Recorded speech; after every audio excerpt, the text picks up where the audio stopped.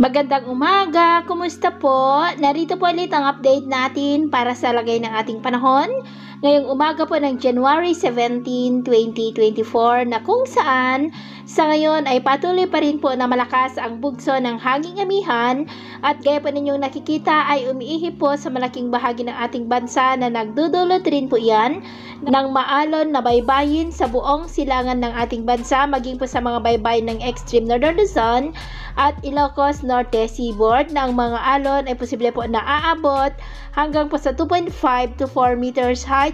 Kaya sa ating mga kababayan na mangingisda ay iwasan muna natin ang papalaot dyan po sa mga may kulay pula. At sa ating long range forecast, wala pa naman pong bagyo na nakikita na tatawid dito sa ating bansa for the next 5 to 7 days.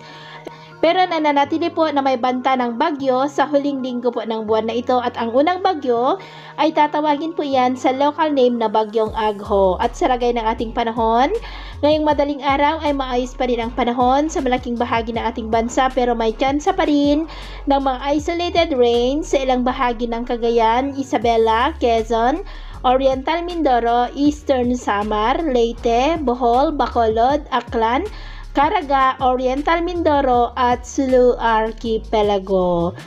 At mamaya po ay sisikat ang araw sa malaking bahagi ng ating bansa pero may tsansa pa rin ng maulap na kalangitan with isolated rain sa ilang bahagi ng Cagayan, Quezon, Oriental Mindoro, Aklan, Bacolod, Eastern Samar, Bohol, Leyte, Caraga, Oriental Mindoro at Sulu Archipelago.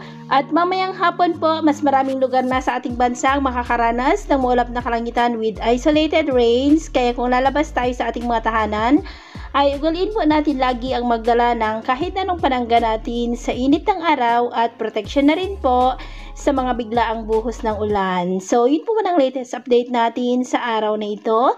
At ako po muli si Gems na nagsasabing sa kahit anong pagsubok po na darating sa ating buhay, huwag na huwag po tayong mawawalan ng pag-asa. Thank you and God bless!